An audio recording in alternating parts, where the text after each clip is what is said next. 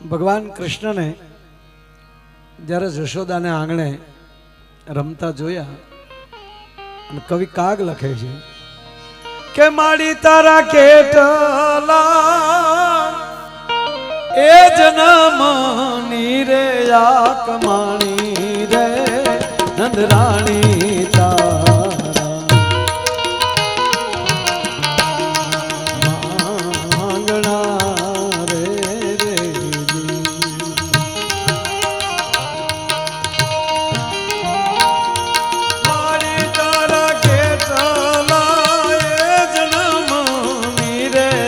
કમાણી રે નંદરાણી તારા માંગણા રે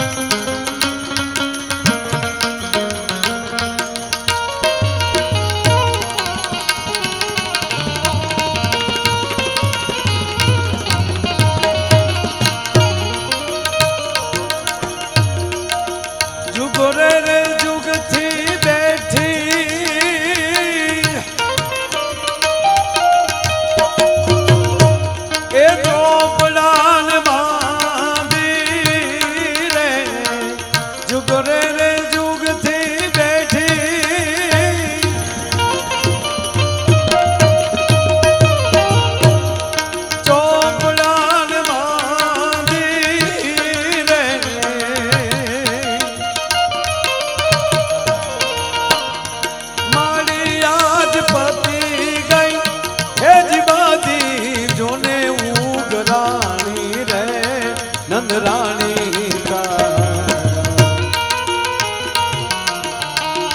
માંગણા રે રે મારી તો બાપુ રે એ બધાયનો ઈચ્છે તારો બેટો રે નંદરાણી માંગણા તારા કેટલા એ જન્મની રે આ કમાણી રે નંદરાણી તારા ઉભી છે જાની નારી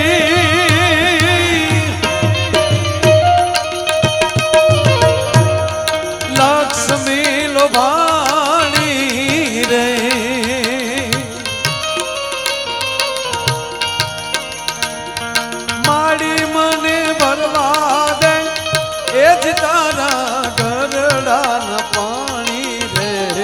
નંદરાણી તારા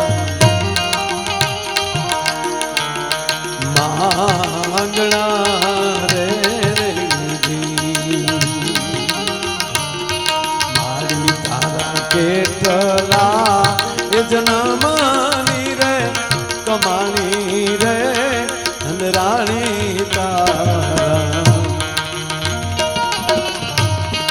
માંગણા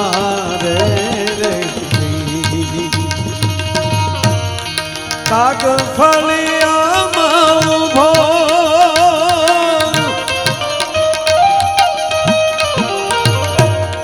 ફળિયા જ વાળો રે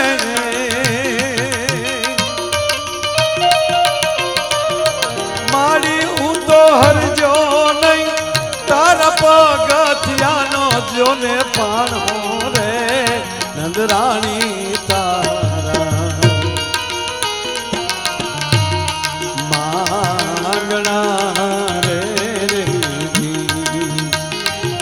કેટલા એ જન્મની રે આ કમાણી રે નંદરાણી તારા માંગણા રે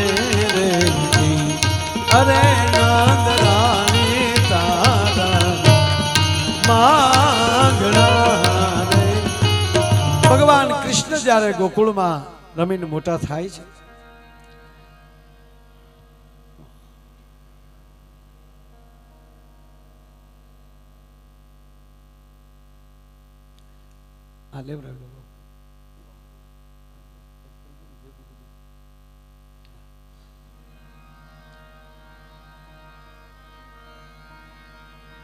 બાપુ ગઢવીભાઈને કહું છું એ ભજનની લઈ લેશે ચોક્કસ.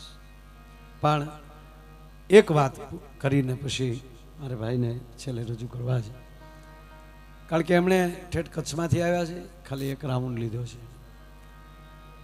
પણ જે મેં વાત આ લીધી છે એ વાત છે લઉં આપની સામે. ભગવાન કૃષ્ણ હવે આખા જગતને જે મોટા કરતા હોય ને પોતાને મોટું થતા શું વાર લાગે? પણ મારે વાત એ કરવી કે ભગવાન કૃષ્ણ ગોકુળમાં માં જશોદા પાસે 11 વર્ષ અને 52 દિવસ રહ્યા છે. અને બીજી વાત, સાંદીપની ઋષિના આશ્રમમાં કેવલ 65 દિવસ એ ભણ્યા છે, વધારે ભગવાન નથી ભણ્યા. એ તો એની લીલા હતી એટલે એને ભણવા જવું પડે. બાકી પણ શરવણભાઈ, ભગવાન કૃષ્ણ 11 વર્ષ અને 52 દિવસ ગોકુળમાં રહ્યા, અને એમાંય બાપુ બરોબર 11 વર્ષ અને 51મા દિવસની હાંજનું પડવું. ધીરે ધીરે ધીરે ધીરે ગૌધણ છે એ ગોવર્ધન ફરતું ચરી અને વ્રજમાં જામ પરત આવી રહ્યું છે. હાંજનું ટાણું છે, સંધ્યા ધીરે ધીરે ધીરે ખીલી રહી છે. ભગવાન નારાયણ સૂર્યદેવ રણાદેને ઓરડે દૂધનો કટોરો પીવા જઈ રહ્યા છે. જેવું ગૌધણ જ્યારે ગામમાં પ્રવેશ કર્યું એવે ટાણે એક રથ મથુરાથી આવે છે. એ રથ છે એ ગોકુળમાં પ્રવેશ કર્યો. બાપુ અમુક માણસ આવે ને એટલે માણસને આનંદ આવે, પણ અમુક માણસ આવે ને તો માણસને હેરડા મળે પડવા. અરર આ કોઈને ખબર નહોતી આ રથ કોણ આવ્યું છે રથ લઈને, પણ એ રથ આવ્યો અને હેરડા પડ્યા. અરર આજ કેમ આપણને ગમતું નથી કાંઈ? આવું કેમ થાય છે આજ? ભગવાન કૃષ્ણ કાયમને માટે જ્યારે જ્યારે ગોકુળમાં બાપુ ગાયું લઈને આવે ઘરે, ત્યારે માં જશોદાને કાંઈક આચકલાય કરે, માં દોડીને મારવા દોડે, આવું બધું થાય. આજે પહેલી વાર એવું બન્યું, ભગવાન કૃષ્ણ ડાયરેક્ટ એના ઓરડામાં વયા ગયા, ગાયોને બાંધી નહીં. માં જશોદા ગાયો બાંધવા ગયા, ગૌશાળામાં ગયા, બધું કામ કરવા ગયા, અને ભગવાન કૃષ્ણ એના કક્ષમાં વયા ગયા. માને આશ્ચર્ય થયું કે આજ કેમ આમ કૃષ્ણ? જ્યાં ઓરડામાં જઈને જોયું તો ભગવાન કૃષ્ણ ઊંધા ખૂતા છે, આંખમાં લે આહુડા છે. માં જશોદાને એવું થયું કે નક્કી આજ કંઈક તોફાન કરીને આવ્યો ને એટલે મારી અરે બીવાથી એ રડવાનું નાટક કરે છે.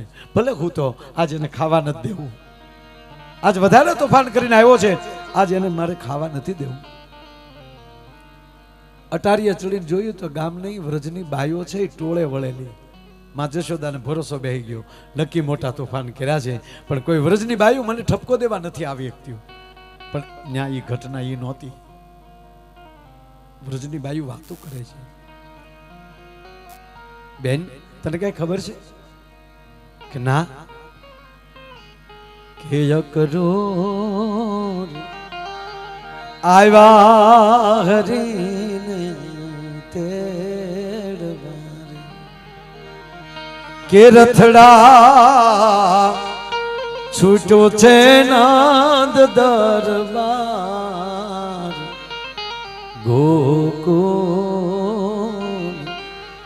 વેલેરા હરિયાવજો, કે રથડા છૂટ્યા છે નાદ દરબાર, ગોકુળ વેલેરા પધારજો રે.